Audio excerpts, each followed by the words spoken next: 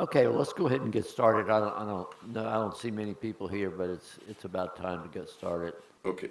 Okay, we're going to talk about options today, and as you probably know, I'm going to go through some basic terminology first, and then we'll talk about this spreadsheet that you see on your screen called an option chain, and then after that, we'll dive into the Greeks. So just to make sure we're all on the same page, let's just cover some basic terminology. As you probably know, options come in two flavors, calls and puts.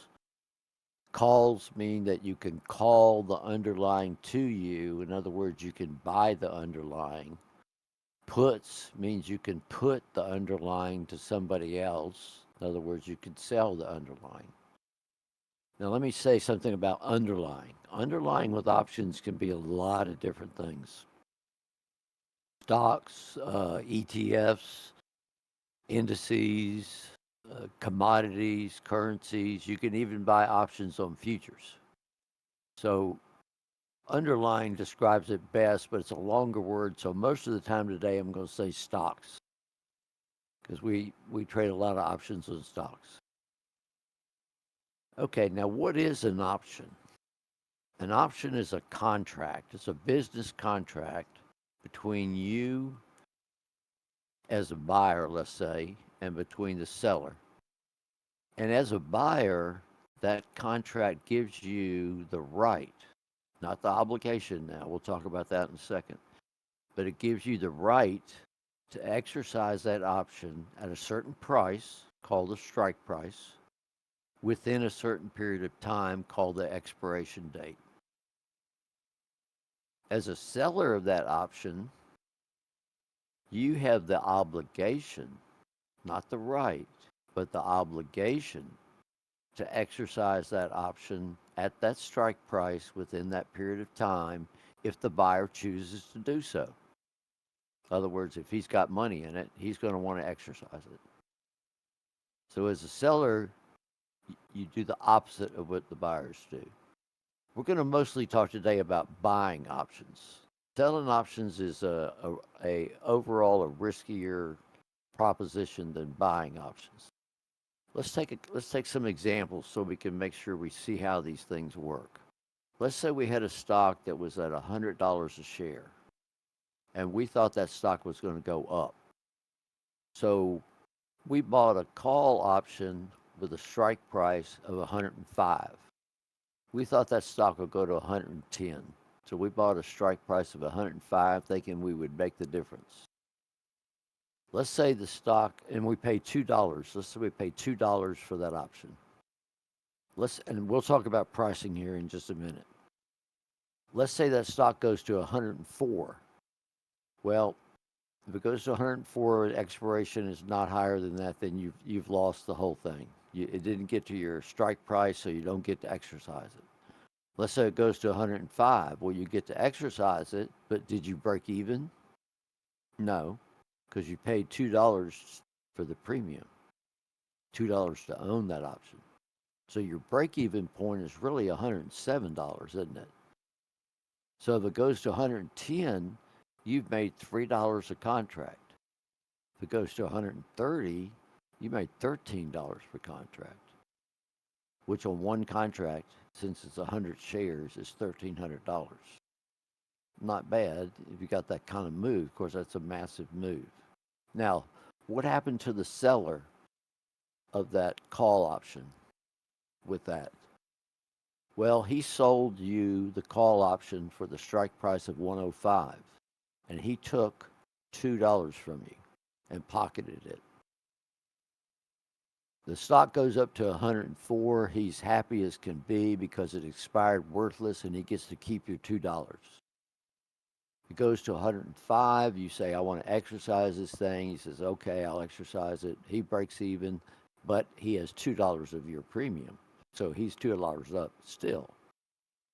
So his break even isn't once again at 107. If it goes to 107, he's going to owe you $2 per contract, and he took $2 per contract from you. So his break even is at 107. If it goes to 110, he's going to owe you $3 a contract. If it goes to 120, he's going to owe you $13 per contract. He's going to be out some money. And in fact, since he has an obligation to exercise that option, if it goes to 100, he still has the obligation to sell you that stock at $105 a share. He may have to borrow that stock at $200 or $300 a share if it takes some kind of flight, but he can only sell it to you at $105 a share. So he's lost a lot of money. As you can see, when you sell options, you can lose a lot of money. How much can you lose if you bought that option? Well, you bought it for $2. So what can you lose? You can lose $2. What's the most you can lose? $2. So buying options is much, much safer than selling options. Now, that's not to say that there's never a place to sell options. There is.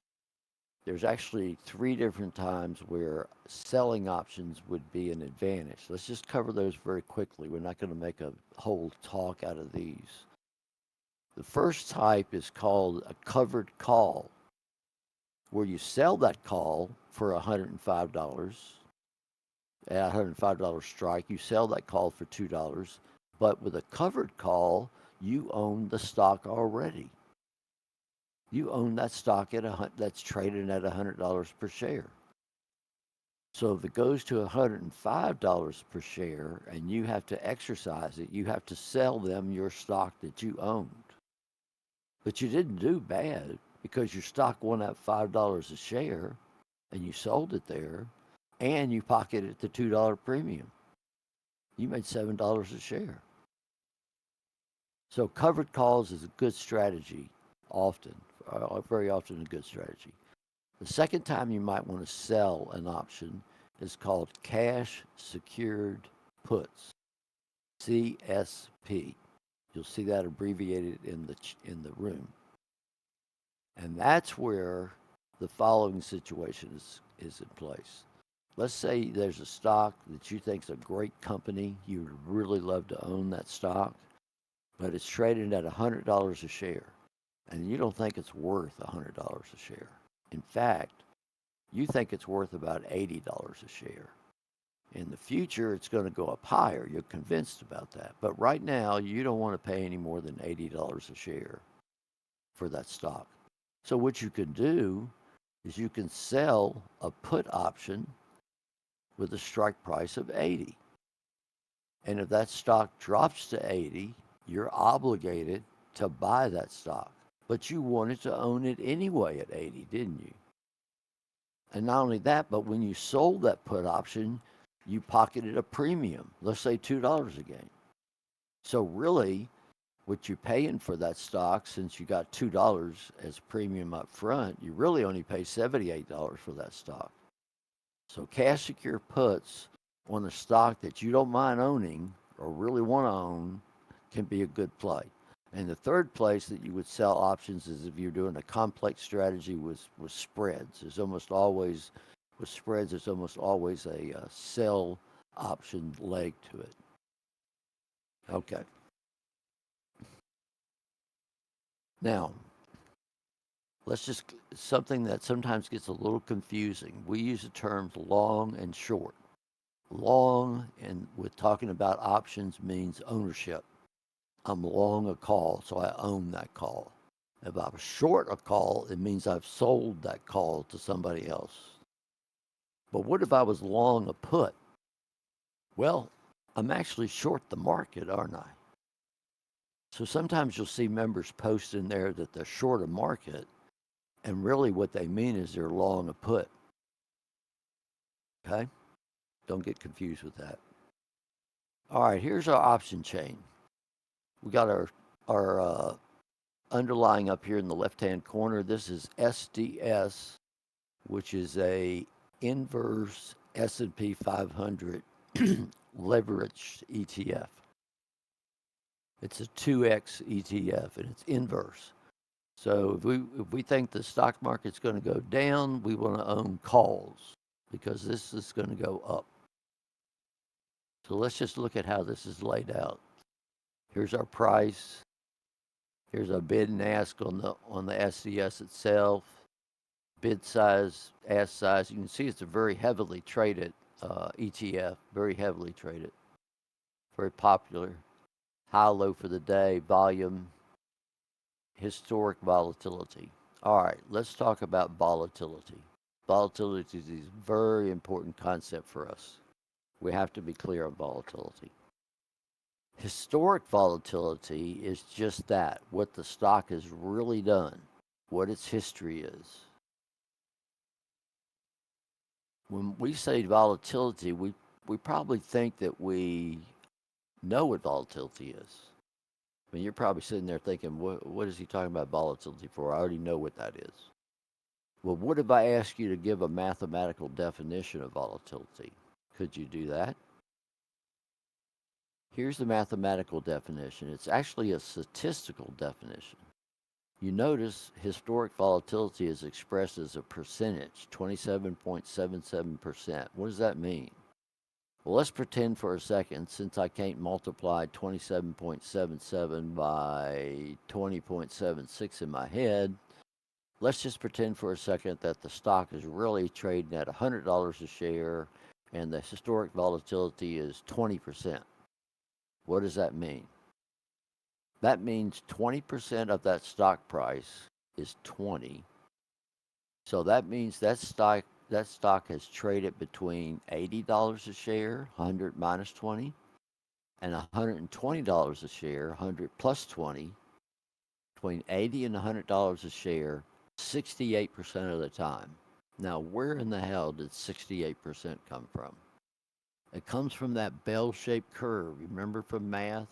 Gaussian curve, shaped like a bell-shaped curve. One standard deviation from the price encompasses 68% of that curve. So 68% of the time, that stock has lived between 80 and 120.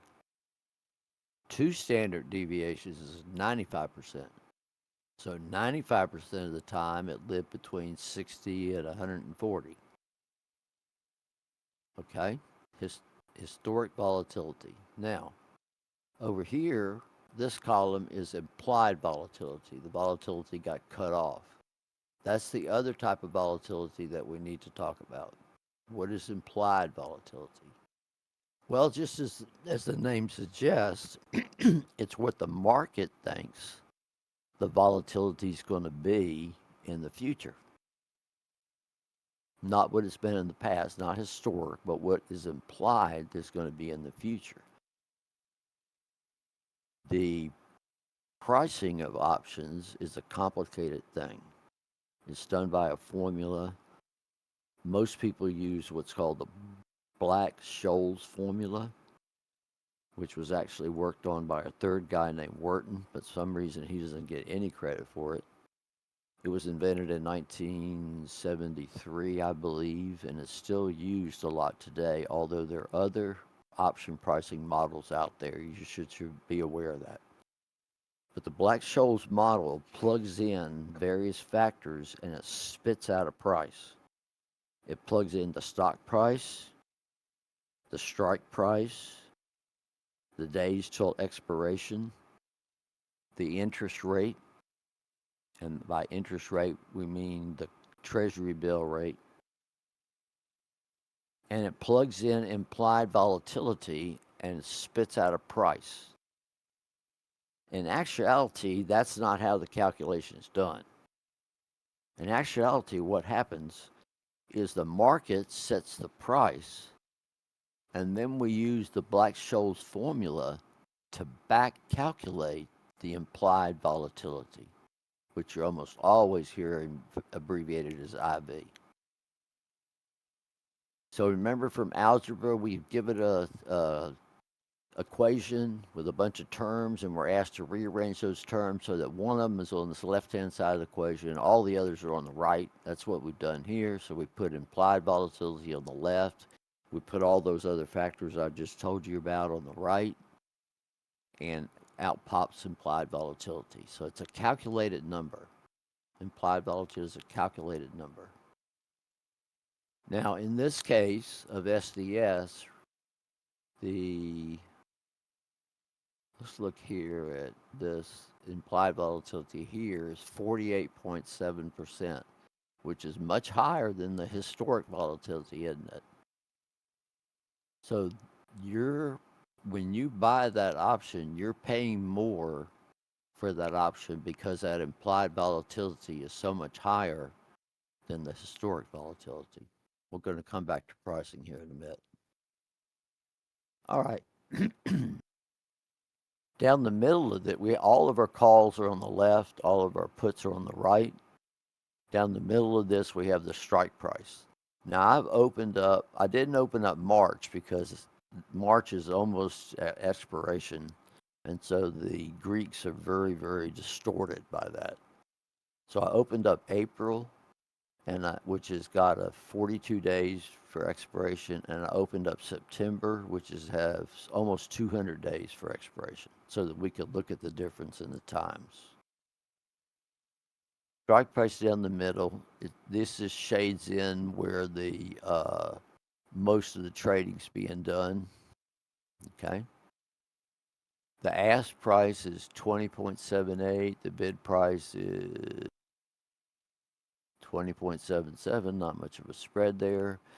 So what is called the at the money price? The at the money strike price is 20 or 21.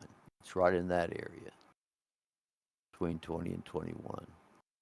So that's called the at the money strike price, and it's always abbreviated ATM. Now, if we go this direction up the strike prices and we're looking at calls, we are deeper and deeper into strike prices that are already worth money. Here's a strike price of 11 and it's trading at 20. That option's already got $9 worth in it. You're already $9 in the money. So those options in this direction are called in the money options, ITM, in the money options. And as you might imagine, then the options in the opposite direction, where you're further and further away from where it's trading, are called OTM or out of the money options. Okay? In the money, out of the money. Okay, so in the money, at the money, out of the money. Now, let's talk about the Greeks. There are 5 Greeks we're going to talk about today.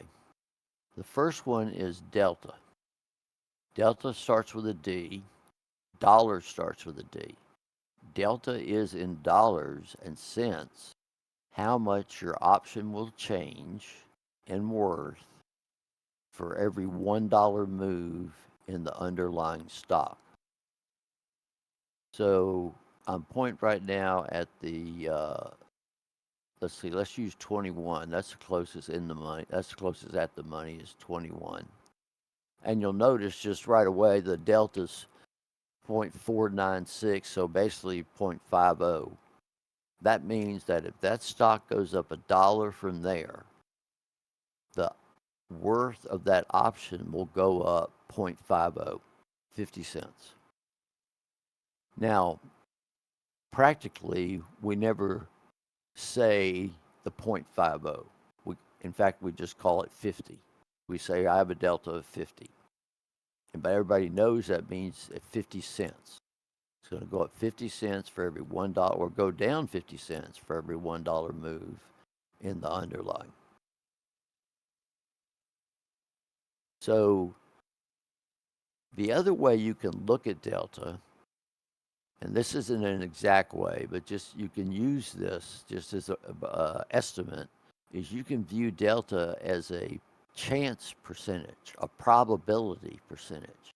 For instance, we would say that there's a 50% probability that at expiration, this strike price will be worth something.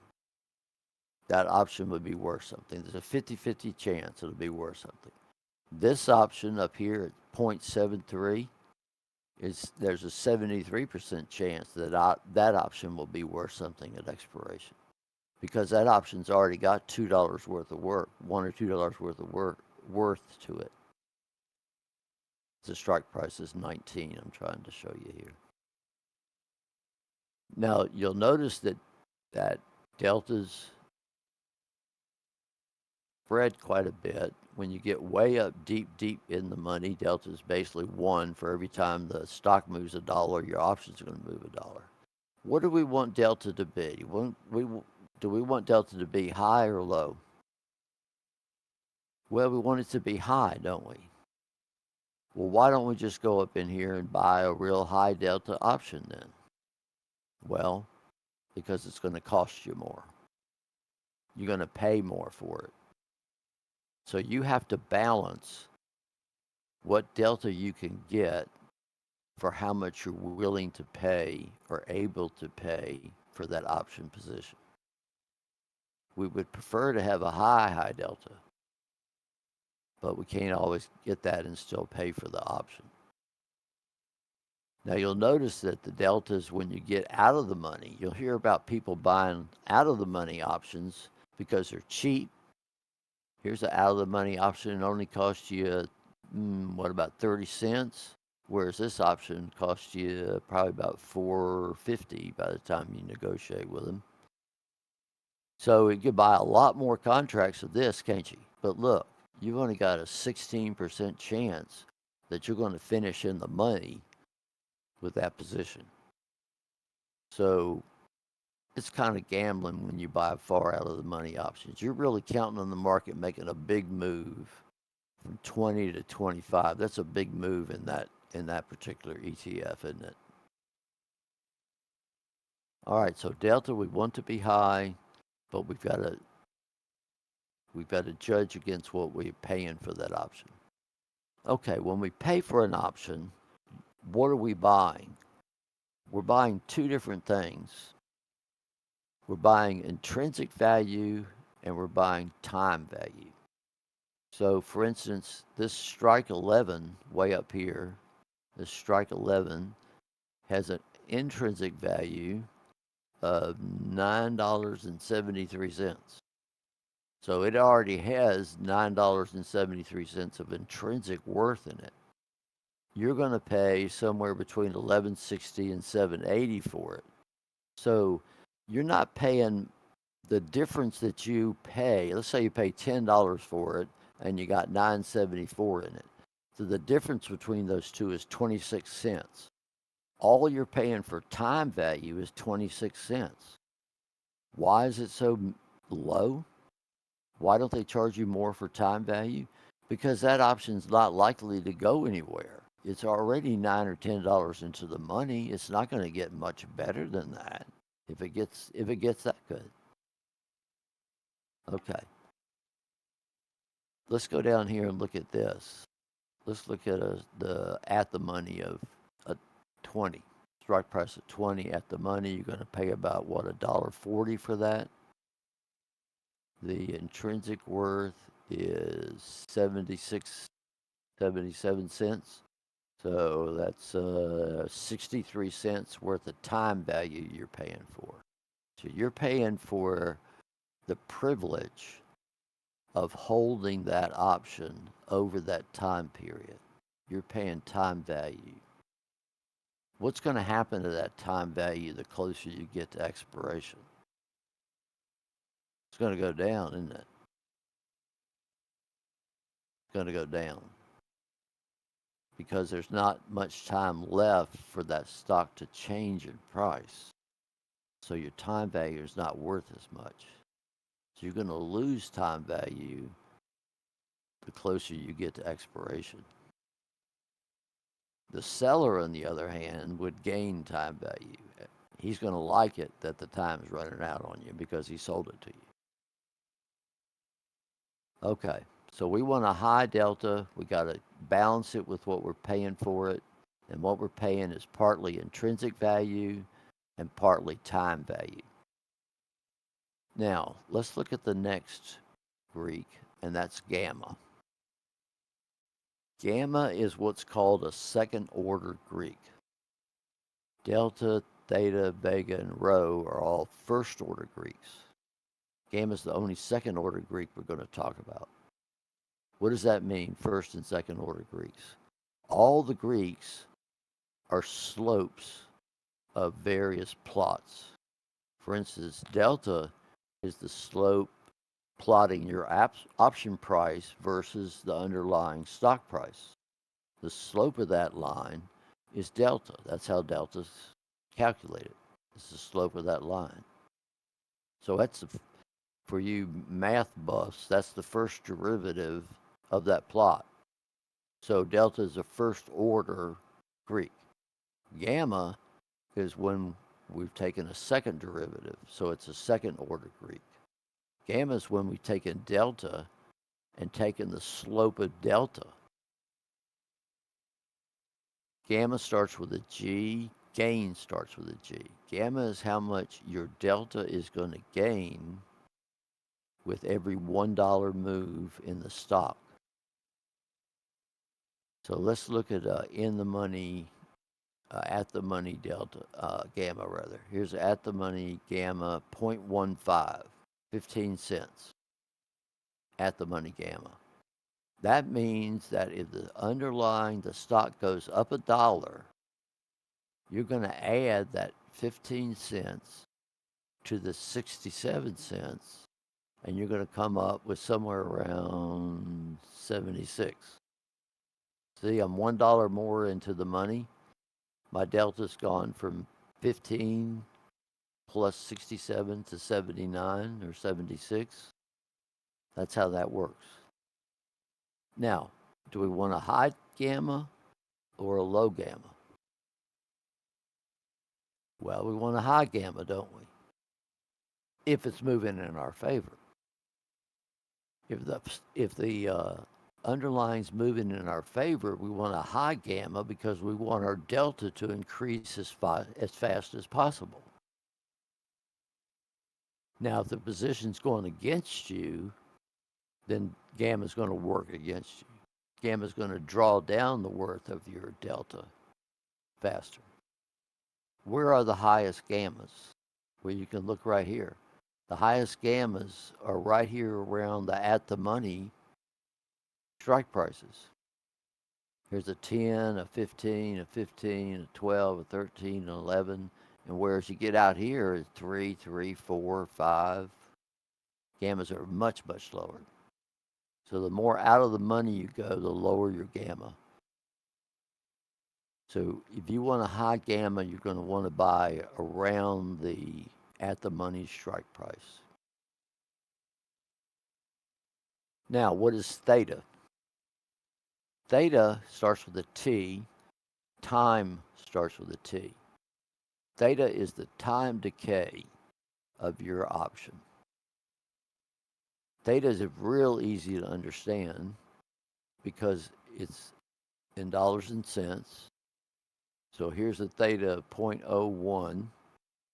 There's my at the money strike price of 20, and the theta there is 0.01. That means that every day my option is going to lose a penny value. 0.01, 1 penny every day. That's a daily loss. Theta is always negative, whether we're looking at calls or we're looking at puts. Theta is always negative because you're always losing money with time. Time is your enemy.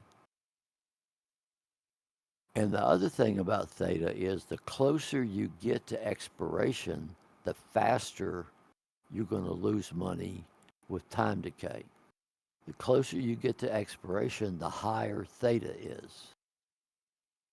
So if we look out here to this September option, theta is running 0.02, 0.03. We look up here, it's running, well, it's actually running about the same with this particular stock or ETF. Not a lot of difference, but generally, the closer you get to expiration, the higher your theta is going to be and the faster you're going to lose money.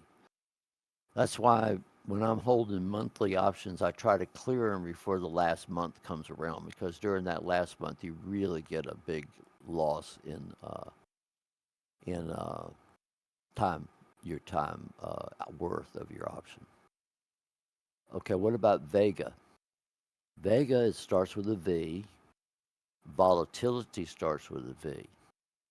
Vega is the influence of volatility on your option price.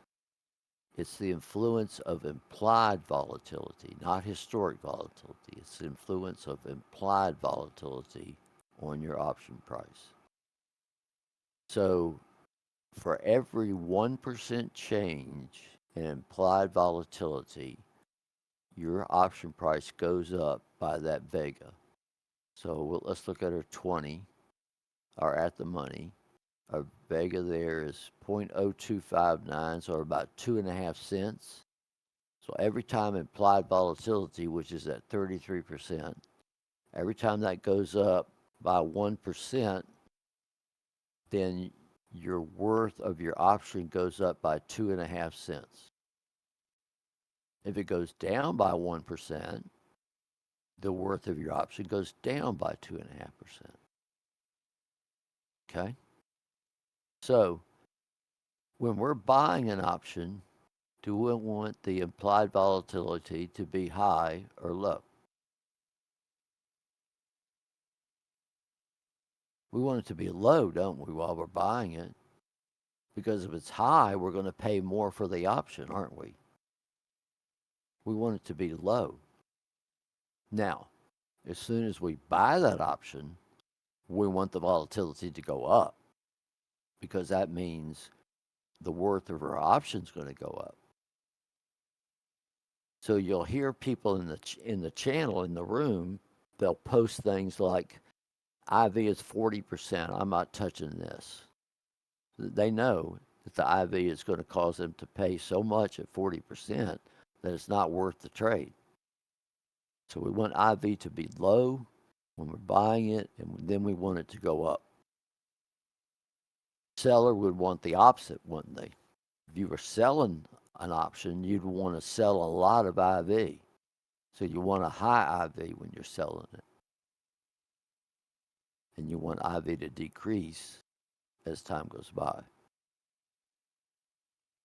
Okay, last one, row. Row is often left out. It's not as important as the others. Row starts with an R. Rate starts with an R. Row relates to the interest rate. The interest rate is the standard interest rate here that's used is the Treasury bill interest rate. It's considered a risk-free interest rate. The number that's listed under row is the amount of change in the worth of your option, just like all these others are. It's the amount of change in the worth of your option with every 1% change in the interest rate. So the interest rate goes up $1, your call option is going to go up a big 1.4 pennies. Not a big influence. Now, the further out you go with your expiration date, the more important row becomes. If I look out here in September, my rows are running, let's see, my rows are running 0.03, 0.04, 0.08, higher than my rows closer to expiration. Why is that? Because there's less time for that interest rate to change. If I buy a leap, what's called a leap option, where I'm buying out a year, row is going to become very important because the interest rate can change quite a bit over that year. So you do have to look closely at row, but usually row gets left out because we're usually trading shorter range options. Now, what happens to your option after you buy it? Well, only about 7% of options are actually exercised at the strike price of the option. Only about 7%. About 23% expire worthless. So that leaves about 70%. About 70% are traded in and out, and the position's closed before expiration rolls around. So that's what mostly we do. We trade in and out of these options. We rarely hold them till they expire. not really a point in it, is it? Okay, I think that's about all I was going to cover today. Now, I'll be very happy to take questions, and I'll try to do something with this pointer. I don't know if I can make it any bigger or not. Any questions at all? Well, either I was brilliant or you already knew all this stuff. I do have a question. Okay. Um, you talked about uh, wanting to buy options where the implied volatility is low, and then of course you hope that the the IV goes up once you've purchased. But I wanted to know. So I'm looking at your the call side, and I'm looking at the implied volatility. But how would I know whether that's a high implied volatility or not? Like, what's it relative to? I guess is my question. To, relative to the historic volatility. Oh, okay, okay. So the historic volatility is about 28%. And right now, all of these are almost 50, 40 something, 52, 57. So right now, SDS, which makes sense, it's a inverse leverage on the S&P 500. Right now, there's a lot of volatility in SDS, and that makes perfect sense, doesn't it? Because the Mm, market's been crazy. mm, okay, thank you. Yeah. Sure, sure. Any other questions? Okay. Uh, we'll wrap this up today, and I'll see what I can do before next time I talk about the pointer. All right, y'all have a good trading day.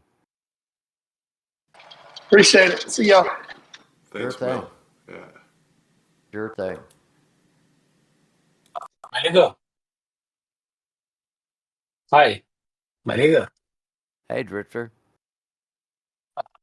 Ish. Doctor, Can't understand you. I have one question for you. Just Okay. asking that whether we should buy a 10% up call put or the call, let's say we are mentioned of a call or let's say of a buy or a put. Let's say I am just trading in a 10% up or 10% down. So I should trade on that 10% up or 10% of it at the money call or put. I'm just saying that I'm just want to play on the 10% up or 10% low. Uh huh. So whether we should buy or not at the money or we should go with the further upper and down. I got you. I usually buy slightly in the money because Delta's going to be a little better there. Gamma's going to be a little better there. And I have some intrinsic value in the option. Okay. Okay. Okay. So, my percent chance of that finishing favorably for me is higher if I'm slightly in the money. Now, I don't want to go too deep in the money because I'll pay a lot for the option, but slightly in the money fits me. Does that make sense? Yeah, Okay, that's make good. the sense. Okay. Good. If we go, let's play in the money. At the money, if I am going in a red at the money with the 10% up or the 20% down, it is going to in my favor. Ask me that again. I didn't quite understand you. Let's say that the if I am going to prediction that the price is going to down and I'm going to sell the call with the 10% up and I'm going to play in my rule that the 20% up call. I'm going to sell the 10% up also and I'm going to sell the 20% up also. So it will be in my favor or it will be going in my down favor. Oh, okay. You're talking about several different positions in one trade. Is Yeah, that what yeah, you're? yeah. Yeah, I'm saying yeah, that the several positions. yeah. Okay. That's a bit of a complicated question because it depends on how you arrange your positions. most spread positions, which is what you're talking about, you you buy an option in one direction and you sell an option in the other direction. So in other words, you might Yeah, buy a yeah, yeah. call, sell a call. Yeah, different strike prices. Yeah, is that what you're asking about? Yeah, yeah, yeah. I was talking about that. That's my strategy. Yeah. Um, I have thought maybe I might do a separate session on that sort of thing. Let me give some more thought to that, and I might try to do a separate session on spreads, basic spreads, covered calls, cash secured puts. Just basic trades Yeah, like that. yeah, yeah. I know that it's a very, very different strategy currently Yeah. related to this. So, yeah, I'm just asking that. It's a very simple, nothing to the currently session endeavors, but it's okay. No problem. Okay. We will discuss in this another session. Okay. Sounds good. Thank you. Mel, could I ask one more Thank you for question? this session. Oh, Sure. Sure. I'm very new to options, and so it's yeah, well, it's new to me. But in order to take a trade in the options world, are you sitting with a calculator and like a spreadsheet every time just to figure out, like calculating the values of Greeks and trying to figure out what the best? No. No. No. No. No. This spreadsheet is instantaneous, so I don't need to calculate any of these. They're just laid out for me. Okay. So what I do when I price a position is as I was mentioning, I look slightly in the money and look and see what I'm going to get. So here at the money's around 20, in the money's let's say 19. I'm going to get a delta of 90. I'm going to get an excellent delta and a gamma of 11. And in fact, if it goes up $1, I'm basically at a 1 to 1. My theta is only 0.004. I mean, I'm only losing zero point 0.4 cents a day. My Vega's nothing, 0.01 if the implied volatility goes one direction or the other. Neither is rho. So that actually, that's fairly attractive set of Greeks. The problem with buying that option is it's going to expire in 42 days. So it may move more in your favor, may move against you in 42 days. That's why I buy further out. I buy about 3 to 5 months out. My theta out there is very trivial, and I got plenty of time for the pattern that I'm trading to mature. Okay. Okay. Okay. All right. Thanks for recording this now. Yeah, most welcome. Thank you so much for the session. I have to watch it All again, and my brain is still not completely right. computing. But Still a little foggy, huh? yeah, Okay. I'll work on it and then upload it, and then yeah, I'll be it. All right. Thanks a lot. Thank you. Thank you. Thank you. Thank you. Thank you, Melegor. Thank you. Have a You're great day. welcome.